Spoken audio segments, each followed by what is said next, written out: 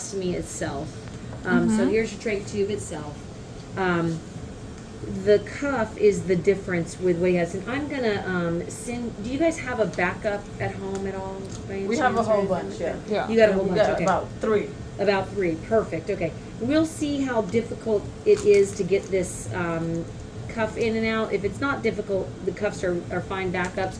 If not, I'll send you home with a cuffless that's smaller. Okay. And this is nice to have for like, it falls out. You just want to stick something in there until you can get to the hospital. No. It's fine. I think this one is smaller or bigger. This is the same one here, but I'm sorry, this is a 4. It's smaller than the one that he has in, but it still has the cuff.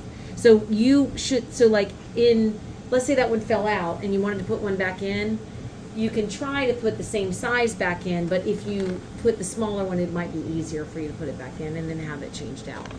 You don't want to leave that in too long because the hole will kind of close down over it. Okay? Oh, okay. But it's nice to have a smaller trach as a backup just in case. Just in case you're having trouble changing it out. It's a good one.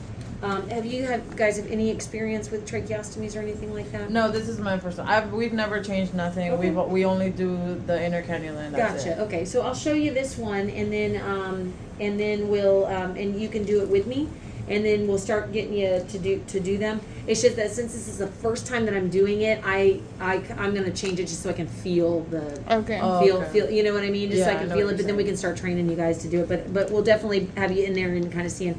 Basically, it's a hole, and you put this in the hole. I mean, it's not rocket science, but it does have some nuance to it to make it easier or to make it harder on yourself.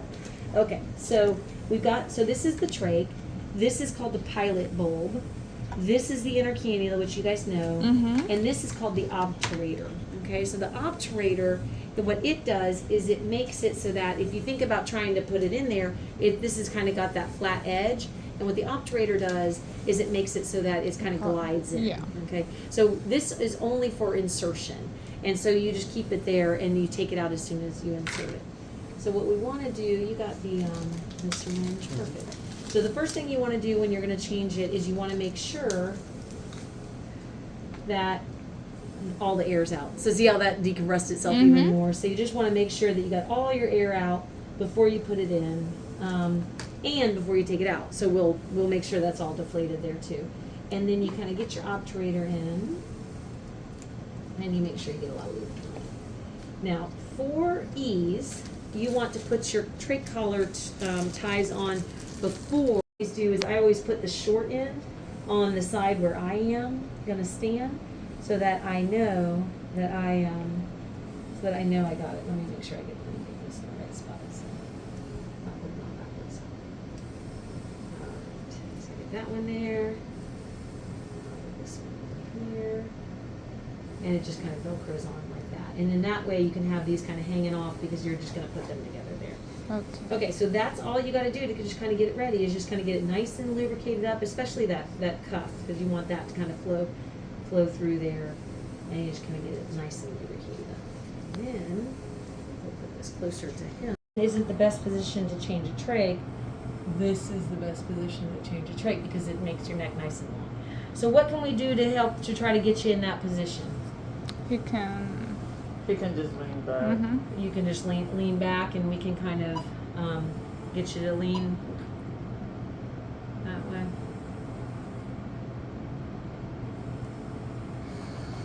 Yeah, there you go. Okay, that's good. And then how much can you tip your chin up? Yeah, I think that'll do. And one thing, I'm manhandle you, okay? I'm sorry. But one thing you can do is just kind of pull up like this too, and that gives you, I'm just pulling his chin up, and that also will kind of lengthen things out for you so you can see better. Okay, so your vent is probably going to alarm on us, and I think that's okay. It did alarm last time, and she just suctioned you out. And you got quite a bit of air in there, I see, so we'll put the air back in a second, but it's going to alarm on us here for just a second. Let me just take a look around and see what things look like. Yeah, everything looks okay. And we might want to get this a little tighter too the next time. So here's going to be the steps. I'm going to tell you the steps before we do them.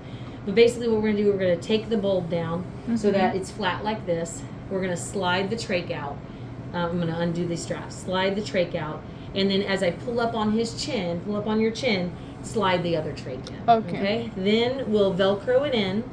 and get you attached to the vent and do the pull up, okay? Mm-hmm. All those things will kind of happen a little bit simultaneously as we kind of get everything. You can sit down if you want. Okay, all right. What I'm going to do first is I'm going to undo your little tie here. Okay, and then I'm going to do this. All right, then we're going to take your fold down, and don't worry if that vent alarms. I'm going to actually detach you. I'm sorry. You got me all the way down. Put you back on. Sorry, just a second. Yeah, making sure it's all out. Totally out. Sorry. So yeah, you want to section it all out. Good. Oh, perfect. Okay. Okay. Sorry. Okay. Whoop, whoop, whoop, whoop. Grab that vent. Yep. Pick up the vent. Put up the. Put up this. Hold. All right. Sorry, we're all done. Like that. There you go. Push it. There you go. Perfect. Okay. Sorry. Okay. We'll let you calm down for a second. And then we can suction you if we need to. Went really good.